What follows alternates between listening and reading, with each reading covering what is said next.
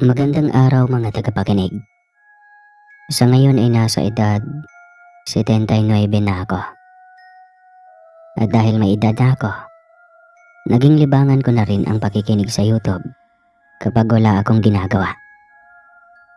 Nang binsang dumaan sa feed ng YouTube ang channel ninyo, ko naisip na pwede ko palang ibahagi ang aking karanasan. Kung saan kapupulutan ng aral, lalo na sa mga kabataan ngayon.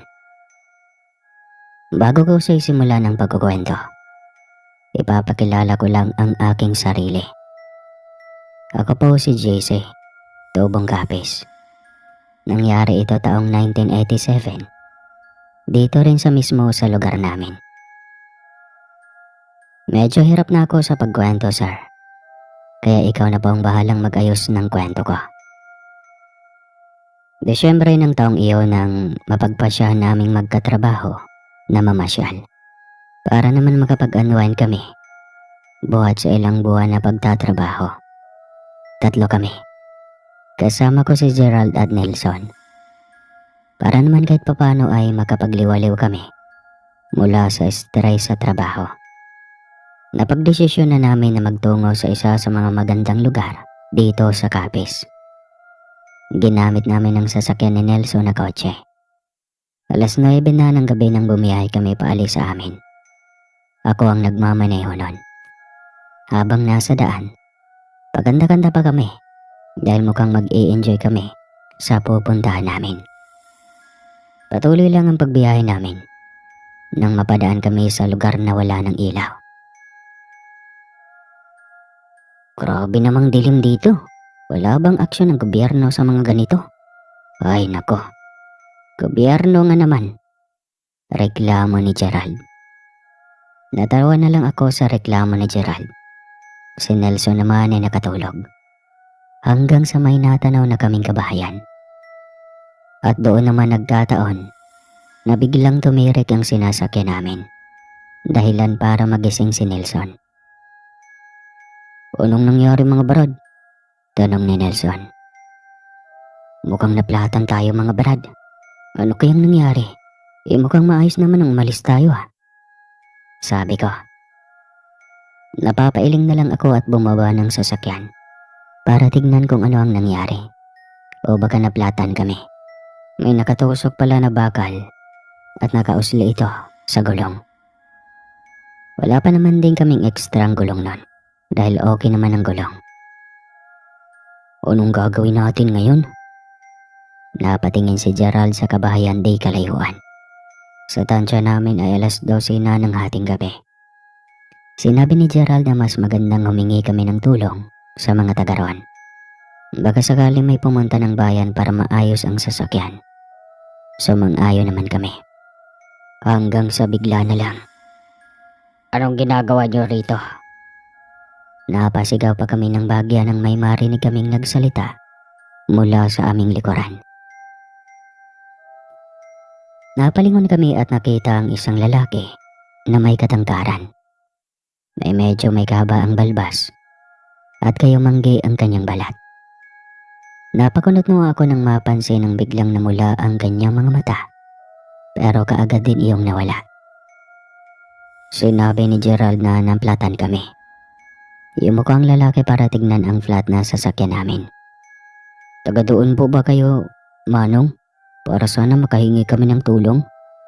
Tanong ni Nelson. Itinuro niya ang pamayanan. Tumango naman ang lalaki at sinabing tutulungan nila kami. Parang may masama akong pakiramdam nun. Hinawakan ko ang kamay ni Nelson at sinabi na hindi na kailangan. Gagawa na lang kami ng paraan. Brad, bakit tatanggihan mo ang tulong na alok? Sayang naman iyong tulong. Tanong ni Nelson. Tinignan ko siya ng masama at tinignan ng lalaki. Sinabi na hindi na kailangan. Tumango naman siya at sinabi kung sakali man na magbago ang isip namin, puntahan na lang daw namin siya roon. Sabay turo sa kabahayan.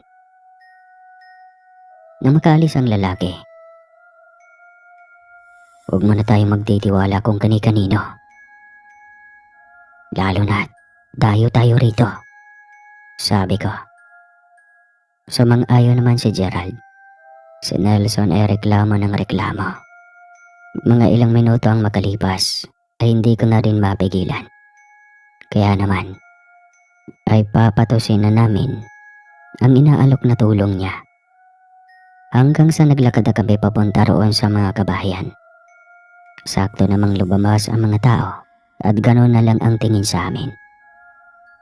Lumabas ang lalaking nakakita sa amin kanina at sinabi na bisita niya kami. Kaagad namang nagsipulasan ang mga naroon at pumasok na sa kani-kanilang mga bahay. Inutos ng lalaki dalhin roon ang aming sasakyan. Pumasok naman kami sa loob ng isang kubo. Dito muna kayo sa kubong ito para magpalipas ng gabi. Baka bukas magiging maayos ang sasakyan ninyo.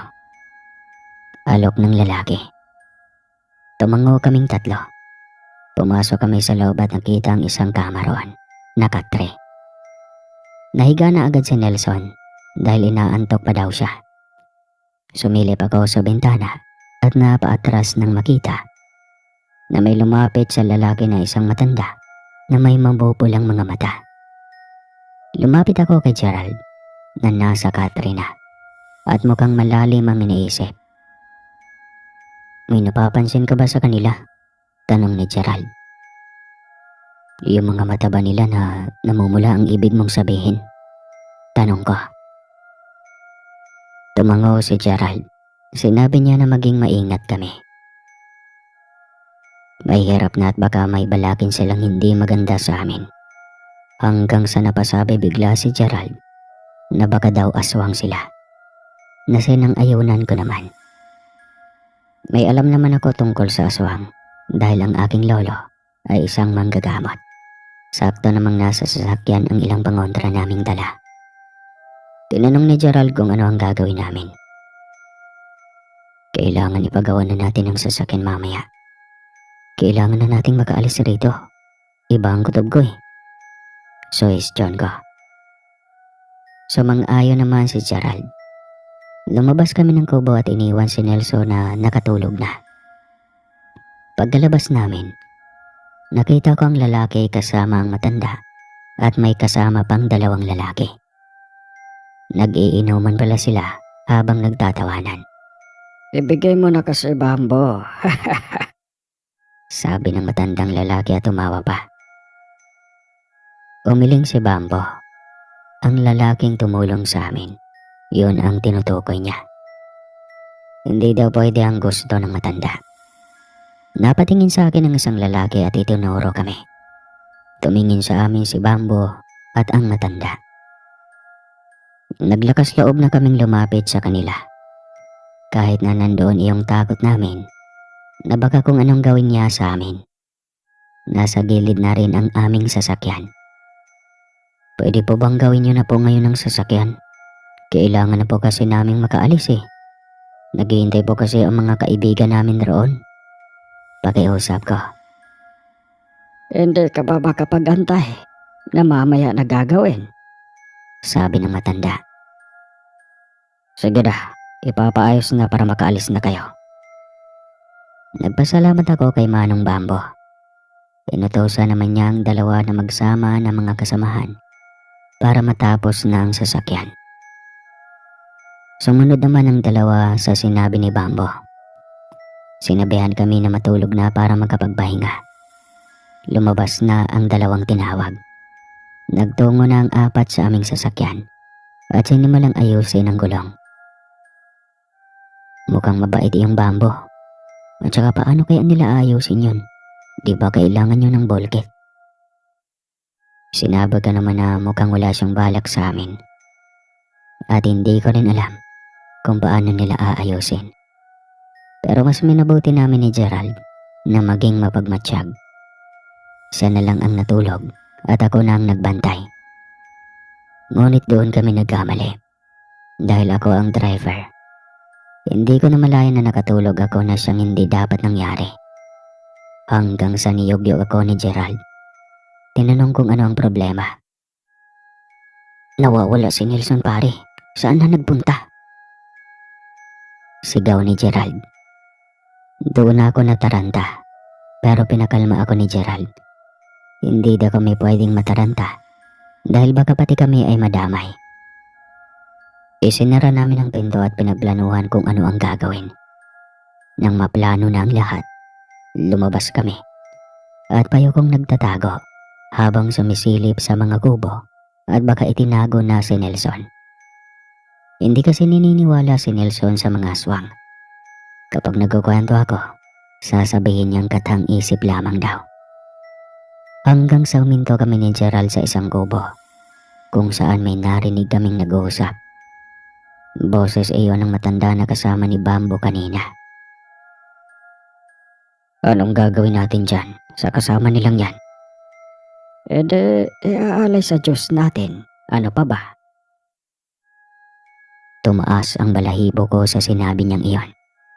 Pasimple akong sumilip sa sewang at napatulala nang makita si Nelson na nakagapos at nakabusal ang bibig.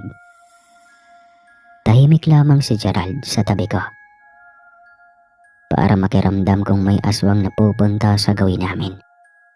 Hanggang sa marinig namin na kailangan pa daw nila kaming dalawa. Dahil doon, binulungan ko si Gerald na kailangan na naming bumalik sa kubo. Nagmadali kaming umalis ni Gerald doon para bumalik sa kubo. Pagkabalik namin, ilang sandali lang dumating na ang dalawang lalaki. Binuksan nila ang pinto. Kunwari ay tanong namin na nasaan ang aming kasama. Kung nakita ba nila siya. Ngunit umiling sila. Sinabi pa na baka iniwan daw kami. May inalapag silang pagkain sa mesa at sinabing kainin namin yan. Hindi namin iyon ginalaw dahil tiyak na may nakahalo roon. Mabuti na lamang at lumabas kami ni Gerald. Dahil kung hindi nangyari, baka kaming tatlo ngayon ang bihag nila. Kainin nyo yan. Dapat pagbalik namin ay ubos na yan. Nang makaalis sila, pasimple naming itinapon ang pagkain at nagplano pa kami. Kailangan naming mahanap si Bambo dahil siya lang ang makakatulong sa amin. Nag-search si Gerald na ako ang pupunta para hanapin si Bambo. Kailangan niyang maiwan para kung sakali man na dumating ang dalawa ay pwede siyang magdahilan kung nasaan man kami. Hanggang sa maalala ko ay ang mga pangontra sa aking sasakyan. Kukunin ko din ang mga pangontra sa sasakyan para may gamitin tayo. Kung sakali man na parasahan tayong kunin, kailangan meron ka din nun. Pumayag naman si Gerald. Nagmadali akong nagtungo sa aming sinasakyan ng patago. Nakita kong maayos na iyon pero hindi kami pwedeng umalis na hindi kasama si Nelson. Kailangan namin siyang iligtas. At nang makita ko ang mga pangontra, kinuha ko na iyon at bumalik na sa kubo. Ibinigay ko iyon kay Gerald at itinago niya sa ilalim ng upuan. Kumuha ako ng bawang at asin at inilagay sa bulsa. Inilagay ko sa loob ng aking damit ang buntot bagi. Para kung sakali man na may makita akong aswang na gusto akong saktan, may magagamit ako. Payoko-yoko sa mga lugar na pwedeng pagtaguan at patingin-tingin sa paligid dahil baka nasundan ako ng aswang. Hanggang sa matapat ako sa isang kubo, may narinig akong muungol. Sumilip ako at nakita si Bambo na nakatali na ang mga kamay at paa sa isang poste. Trinidor siya ng mga kasama niya. Pilit na tinatanggal ang pagkakatali ng kanyang mga kamay at paa. Nagpalingalinga ako at nang makitang walang tao, nagmamadali akong pumasok sa loob ng kubo. Nagulat si Bambo nang makita ako. Ngunit kaagad siyang natigilan at unti-unting nagkaroon ng sugat ang kanyang kamay. Naalala kong may bawang ang aking bulsa at buntot pagi. Itinabi ko muna iyon tsaka nilapitan si Bambo at kinalas ang tali sa kanyang kamay at paa, pati ang busal sa bibig. Anong nangyari, Manong? Bakit nakagapos ka? Tanong ko kay Bambo. Pinatulog ako at paggising ko, nakagapos na ako. Mukhang plinano nila ito. Sinabi ko rin kay Manong Bambo na hawak nila si Nelson Akmang lalabas na kami nang biglang may pumasok na lalaki. Ang isa sa mga nag-aayos ng aming sasakyan. Nang makita kami, akmang aalis na siya nang maunahan ito ni Bambo at pinatay kaagad. Sinabi ni Bambo na ang layunin lang nila dapat ay tulungan kami, hindi para ay alay at kainin. Kaya nagmadali na kaming lumabas. Naging distansya ako kay Bambo dahil sa mga hawak kong pangontra. Nagpunta kami sa kubo at nakita si Gerald na nakikipaglaban na. Kaagad akong rumisponde at pinaghampa sa likod ang dalawang aswang, dahilan para manghina sila, hanggang sa tuluyan silang umalis na. Akala ko hindi ka na darating. Mabuti na lang, may ibinigay kang pangontra. Baka napano na ako kung sakaling wala. Humingi ako ng pasyensya sa kanya at ikwento ang nangyari kay Bambo. Sinabi ni Bambo na kailangan naming magmadali at baka mahuli ang lahat. Gawing alay si Nelson. Nagmadali kaming nagtungo sa bahay kung saan namin nakita ang aming kaibigan. Ngunit nagtago kami nang ilabas si Nelson.